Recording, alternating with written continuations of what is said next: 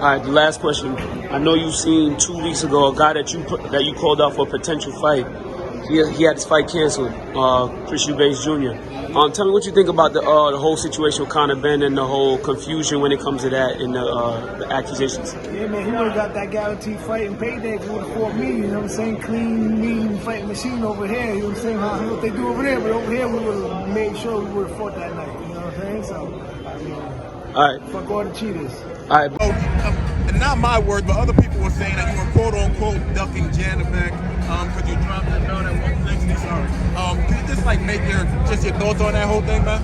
Yeah, moving up to 168, looking to fight them guys up there, Charlo, Caleb Plant, David Benavides, and characters that are somebody that's doing something at the elite level like myself, and that's what we're looking forward to, becoming 3 divisional world champions. I said salute to the untouchable True School Sports Empire. That's right, the untouchable. Not only the South Florida boxing scene, but the worldwide boxing scene. Well, it's personal between me and you, and I'm going to do you some serious harm, you big stiff idiot. The untouchable True School Sports Empire proudly presents something the boxing game's been missing. Hey, what's going on? It's your boy BT, and I came here to talk some boxing with the thousands of True School Sports subscribers. Now, my boy, still one of my favorite fighters, even though it may not seem that way to a lot of people. One of my favorite fighters, Demetrius Andrade. He was at the fights last night in New York, the Deontay Wilder fight, supporting his fellow 2008 USA Olympian. And he was asked about his future in boxing. Now, this is a welcome sign for me because Andrade hasn't really done a lot of interviews recently. He's been very quiet. But he's been talking about him having some sort of big news. But he was asked, and I want to give a big shout out to my guy out there in New York. You know, a guy who I really believe is doing a great job covering the sport, and he's very consistent in going to these fights and grinding. Shout out to my man Hans Demistow from Fight Hype, doing this thing out there and giving us some great content. He went up to Andrade and he pretty much asked him the question that I think we all want to know, which is, he asked him, he said, as you guys saw in the beginning of the video, he said, a lot of people say you've been avoiding Janibek.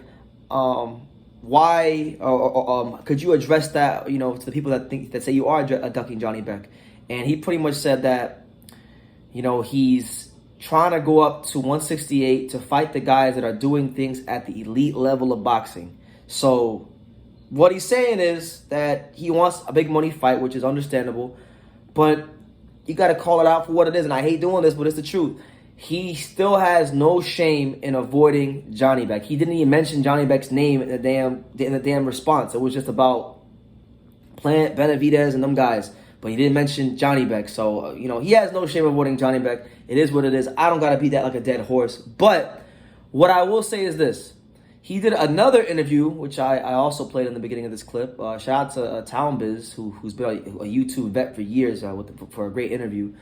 He interviewed him, and he asked him about the whole Chris Eubank, Conor Ben situation, PED thing. And then Andrade made a point where he said, if you would have fought me, the fight would have been happening. Because remember, Andrade had that call out where he was in his driveway talking about, I'm a star. You a star, I'm a superstar.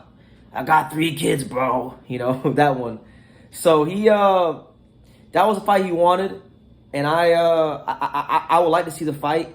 I had that interview with Roy Jones Jr. earlier this year where Roy pretty much said that that's not really an option for them, and he's the trainer, so he would know a thing or two about how the career of Chris Eubank Jr. is run. But listen, I can't just be I can't be unfair to Andrade. I can't just sit here and be like, oh, well, he's ducking Janibek and he ducked Zach Parker and all these things, which, I can believe those things to be true. But as the landscape has shaken out now, last I checked, Andrade don't got a fight lined up.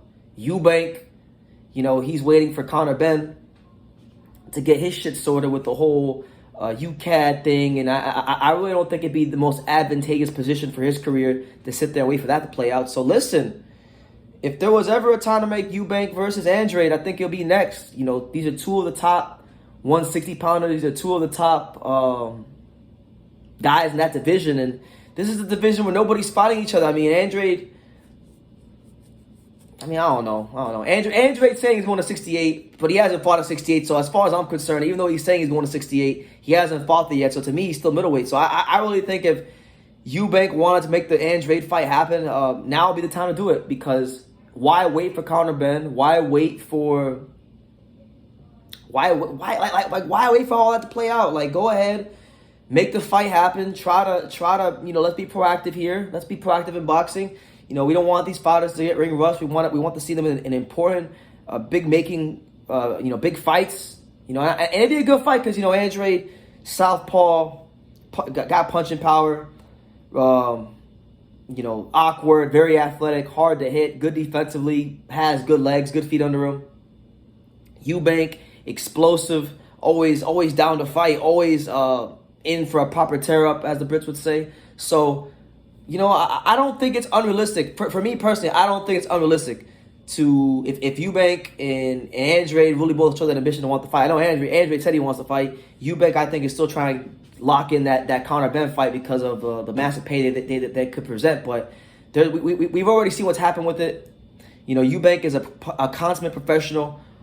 I feel like he should fight another professional so far as making weight is concerned in Demetrius Andrade. So that's what it is. Andrade at the fights, he addresses the Janibek situation, pretty much saying that, listen, he has no shame in not fighting Janibek because he's trying to get those big paydays. So listen, I can sit here till the cows come home and say that Andrade is ducking Janibek. It's not going to change what he's going to do. He's going to do what he's going to want to do anyway, and it's his prerogative. But I've said what I said about that in the past, and I don't need to beat it like a dead horse. As far as Eubank, I think that's the fight that should be looked into because the way I see it, I don't think Plant's going to fight Andrade because I feel like PBC is going to make Plant fight Charlo or Benavidez. Those are the two fights that have been marinating for a long time with PBC. And if not those fights for Plant, and then he's talking about Benavidez. Benavidez probably fighting Plant or Charlo as well. So I feel like those three are all going to be tied up fighting each other. He's not going to be in the plans. It's just how it is. We can complain about it. We can say these guys are all ducking him, but I'm just telling y'all how it is. Y'all can choose to accept reality or not accept reality. He chose not to fight Janibek. He chose not to fight Zach Parker. That's on him. Okay? Eubank, I think, is probably the best option out there for him because I feel like it's the one where you're not going to have PBC and Al Heyman trying to be a control freak with everything, and he could actually make something happen, So, it's all incumbent, in my opinion, with that situation, it's all incumbent upon Eubank. Does Eubank want to forego waiting for Conor Bennett and the big payday that could present to fight a guy that he'll probably lose to in Demetrius Andrade? That's really the question. So, leave your comments down below. Make sure y'all take the time to subscribe. And like I say in every single one of these videos, y'all can love me or you can hate me. But I'm just a kid from Daniel. So until next time, take your eyes. And I think True School Sports, he's the truth. One of the best the best. Ooh, the number one. Number one. Brandon, you've been there, man, and you're building up a good following with us. Thank you. And I'm proud to be a part of what you're doing, too. You are spectacular. And Thank you, man. All the best to School Boxing and keep up the good work.